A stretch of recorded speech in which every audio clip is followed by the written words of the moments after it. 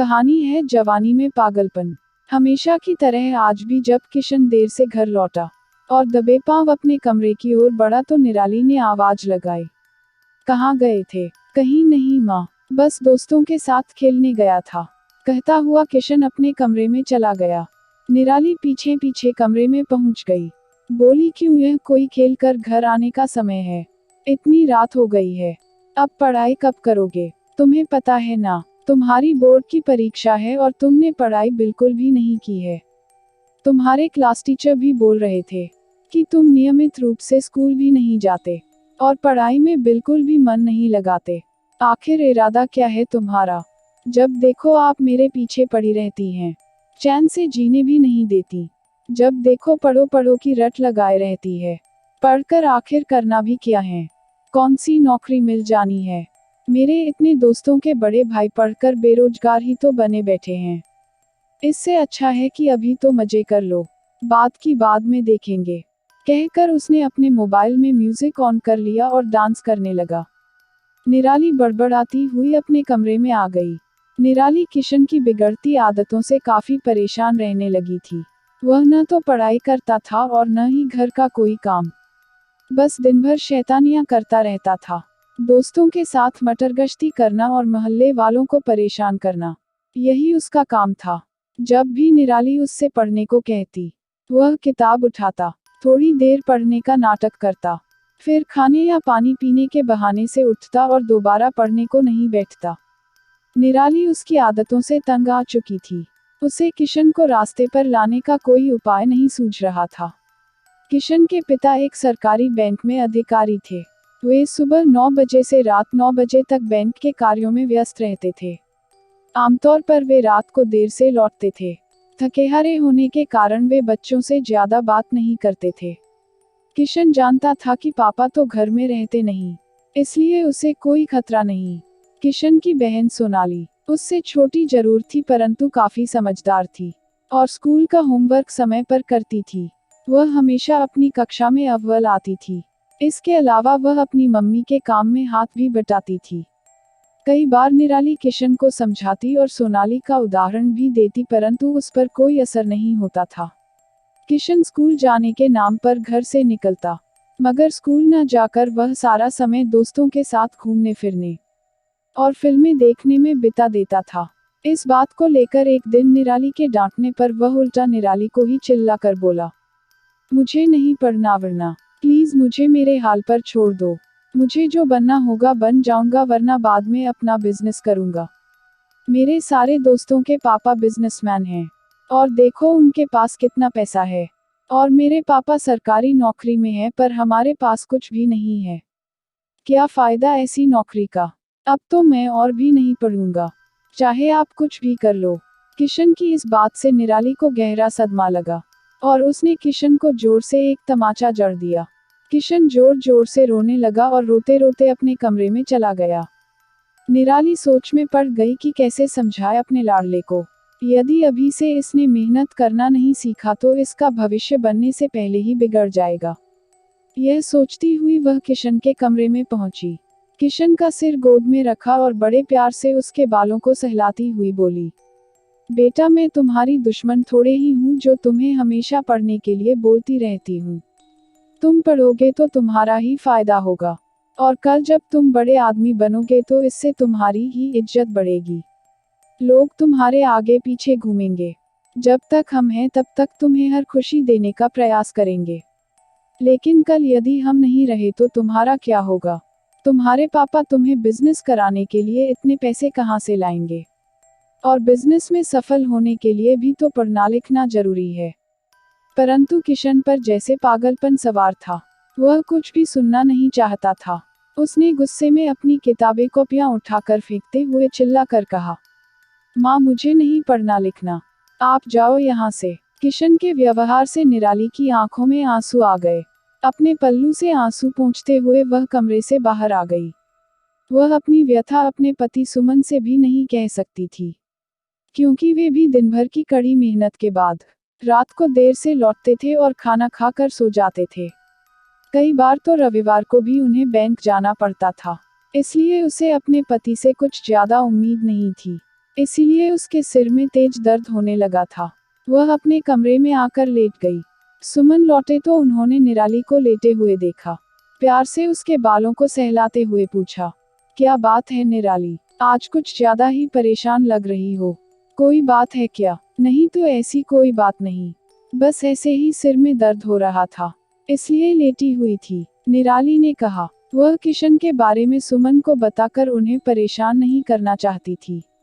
सुमन को लगा कि जरूर कुछ बात है, वरना निराली इतना परेशान कभी नहीं रहती। वे प्यार से बोले, कोई बात नहीं, तुम आराम से लेटो, आज मैं तुम्हारे लिए गर्मागर्म चाय बनाकर लाता हूँ। यह कहकर वे रसोई की ओर मुड़ गए। निराली से रहा नहीं गया और वह भी पीछे पीछे रसोई में पहुंच गई। तब तक सुमन चूल्हे पर चाय की पतीली चढ़ा चुके थे। निराली बोली, हटो जी, इतनी भी तबीयत खराब नहीं है कि आपके लिए चाय भी नहीं बना सकूं। और मैं भी इतना निष्ठुर नहीं कि बीवी की तबीयत ठीक नहीं और मैं उसके लिए एक कप चाय भी नहीं बना सकूं। कभी मुझे भी मौका दे दिया करो श्रीमती जी। मैं इतनी घटिया भी चाय नहीं बनाता कि तुम्हारे गले से नहीं उतर पाए। सुमन बोले। सुमन की बातों से निराली के होंठों पर हंसी आ गई और दोनों साथ साथ चाय बनाने लगे। थोड़ी ही देर में चाय तैयार हो गई। चाय की प्याली लेकर दोनों कमरे में आए। चाय की चुस्की लेते हुए सुमन ने पूछा, अब बताओ, क्यों इतना परेशान हो? मुझसे कुछ न छिपाओ। हो सकता है मेरे पास तुम्हारी समस्या का कोई समाधान हो, और जब तक तुम बताओगी नहीं तब तक मैं कैसे समझ पाऊंगा। निराली से रहा नहीं गया। उसकी आंखों में आंसू आ गए और भरे गले से ही उसने सुमन को सारी बातें बता दी। सुमन ने सारी बातें सुनने के बाद एक ठंडी सांस ली और निराली के सिर पर हाथ रखते हुए कहा, कल छुट्टी है, इस पर कल सोचते हैं कि किशन को कैसे सही रास्ते पर लाया जाए। अभी किशन गुस्से में होगा, अभी बात करने पर बात बिगड़ भी सकती है। सुबह दिनचर्या से निवृत्त होकर सुमन ने किशन और सोनाली दोनों को अपने पास बुलाया और बोले, आज मेरी छुट्टी है, कहीं घूमने चलना है क्या? हाँ पापा, कब चलना है? दोनों खुशी से उछलकर बोले, बस जितनी जल्दी तुम लोग तैयार हो जाओ। सुमन ने जवाब दिया, याहू, कहकर दोनों तैयार होने चले गए। थोड़ी ही देर में दोनों तैयार थे। तब तक निराली ने नाश्ता लगा दिया। सभी ने साथ में नाश्ता किया। सुमन ने गाड़ी निकाली और सभी गाड़ी में बैठकर निकल पड़े। अभी गाड़ी थोड़ी आगे बढ़ी ही थी कि रेड लाइट हो गई और गाड़ी रोकनी पड़ी। गाड़ी रुकते ही 2-3 भिखमंगे आकर भीख मांगने के लिए हाथ जोड़ जोड़कर गिड़गिड़ाने लगे। सुमन ने सबको डांट कर भगा दिया। इस पर किशन बोला, दे दो ना 2 रुपए पापा, क्या जाता है, मैं किसी को भीख नहीं देता और जो लोग मेहनत नहीं करते उन्हें तो भीख भी नहीं दी जाती। मैं अपनी मेहनत की कमाई भिखमंगों में नहीं बांट सकता। किशन उन भिखमंगों को देखता रहा। वे जिस गाड़ी के पास जाते, सभी उन्हें भगा देते, यहाँ तक कि पैसे देना तो दूर, लोग गाड़ी छूने पर ही उन्हें डांट देते। किशन ने कड़ी धूप में कई और लोगों को वहाँ कुछ सामान भी बेचते देखा, पर कोई भी उनसे कुछ खरीद नहीं रहा था। सब हरी बत्ती होने का इंतजार कर रहे थे। थोड़ी देर में बत्ती हरी हो गई और सुमन ने गाड़ी आगे बढ़ा दी। सुमन ने थोड़ी ही देर बाद सड़क के किनारे गाड़ी रोकी और एक जूता पॉलिश करने वाले को अपना जूता पॉलिश करने को कहा। जूता पॉलिश होने के बाद उन्होंने मोची को 2 रुपए का सिक्का पकड़ाया और चल दिए। किशन ने पूछा, इतनी मेहनत के बस 2 रुपए? हाँ बेटा, जो लोग बचपन में पढ़ने लिखने में मेहनत नहीं करते, बाद में उन्हें मेहनत भी ज्यादा करनी पड़ती है और पैसे भी कम मिलते हैं। किशन सोच रहा था कि एक ओर हम लोग एसी कार में चल रहे हैं, दूसरी ओर इन्हें कड़ी धूप में 1-2 रुपए के लिए कितनी मेहनत एवं संघर्ष करना पड़ रहा है। अब वे लोग शहर में लगे एक मेले में पहुंचे। मेले में वे सभी खूब घूमे फिरे, खाया पिया, मस्ती की। इस तरह से शाम हो गई और वे गाड़ी में बैठकर वापस चल दिए। वापस लौटते हुए सुमन ने अपनी गाड़ी एक बड़े से गेट पर रोक दी। गेट पर लिखा था, महेश कुमार, आईएएस जिलाधिकारी। गेट पर 4 पुलिस वाले खड़े थे। पापा ने उन्हें अपना कार्ड दिखाया और बोले, डीएम साहब ने बुलाया है। उनकी गाड़ी की अच्छी तरह से तलाशी लेकर पुलिस ने गाड़ी को अंदर जाने की इजाजत दी। बंगले में प्रवेश करते ही किशन ने देखा कि कितना बड़ा और सुंदर बंगला था। चारों ओर बड़े बड़े पर्दे लगे थे। झूलने के लिए झूला और खेलने के लिए गार्डन और न जाने क्या क्या। इस बंगले के सामने उसका फ्लैट बिल्कुल छोटा लगने लगा था। गाड़ी पार्क कर डीएम साहब के बंगले के अंदर जाने से पहले सुमन ने दरबान से अपना कार्ड अंदर भिजवाया तो तुरंत उसे बैठक में ले जाया गया। किशन ने देखा कि वह घर बाहर से जितना बड़ा था, अंदर से उतना ही शानदार एवं खूबसूरत था। घर में कालीन बिछा था और बड़े बड़े एवं खूबसूरत सोफे लगे थे। पूरा कमरा तरीके से सजा था। तभी एक नौजवान युवक ने कमरे में प्रवेश किया और सबका अभिवादन किया। उसने टेबल पर घंटी बजाई तो तुरंत भागता हुआ एक दफ्तरी अंदर आया और सामने सिर झुकाकर खड़ा हो गया। उस युवक ने कहा, जल्दी से चाय नाश्ता लेकर आओ। सुमन ने उस युवक का परिचय सबसे कराते हुए कहा, इनका नाम महेश है और ये हमारे पुराने मित्र के बेटे हैं और हाल ही में ये इस शहर के नए डीएम बनकर आए हैं। रात को मैं हमेशा देर से घर लौटता हूँ। आज छुट्टी थी और इन्होंने बुलाया तो सोचा कि आज ही हम इनसे भी मिल लेते हैं। डीएम साहब का परिचय पाकर किशन और सोनाली भैया भैया कहकर उनके पास जाकर बैठ गए और उनसे बातें करने लगे। किशन ने उनसे कहा, भैया आपके तो बड़े ठाठ हैं। आप तो इस शहर के सबसे बड़े अधिकारी हो। कैसे बने इतने बड़े अधिकारी? मुझे भी बताओ ना भैया। मैं भी आपकी तरह बनना चाहता हूँ। क्या मैं आपकी तरह बड़ा आदमी बन सकता हूँ? क्यों नहीं, बस अभी से मन लगा कर पढ़ोगे और अपना लक्ष्य बनाकर आगे बढ़ोगे तो निश्चित तौर पर तुम भी मेरी तरह किसी शहर के डीएम बनकर या उससे भी बड़े आदमी बनकर आराम की जिंदगी जी सकते हो। महेश बोले। थोड़ी देर में महेश भैया ने सबको खाने की टेबल पर आमंत्रित किया, जहां अनेक प्रकार के व्यंजन लगे थे और उन्हें सलीके से सजाया गया था। स्वादिष्ट खाना देखकर उनके मुंह में पानी आ गया और सबको भूख भी लग गई थी। सब ने खूब खाना खाया। खाना खाने के बाद महेश भैया सबको गाड़ी तक छोड़ने आए।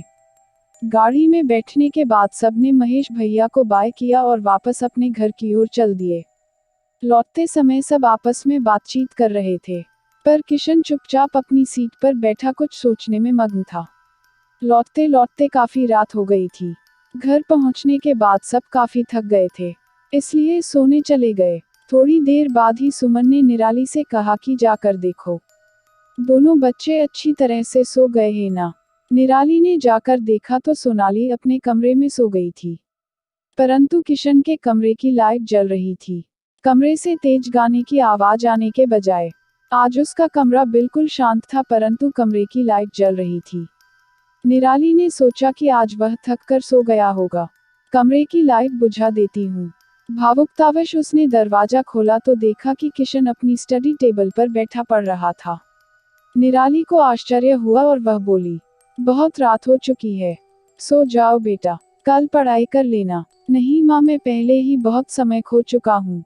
अब मैं तो बस महेश भैया की तरह बड़ा आदमी बनना चाहता हूँ। आप जाओ, सो जाओ, मुझे अभी बहुत पढ़ना है।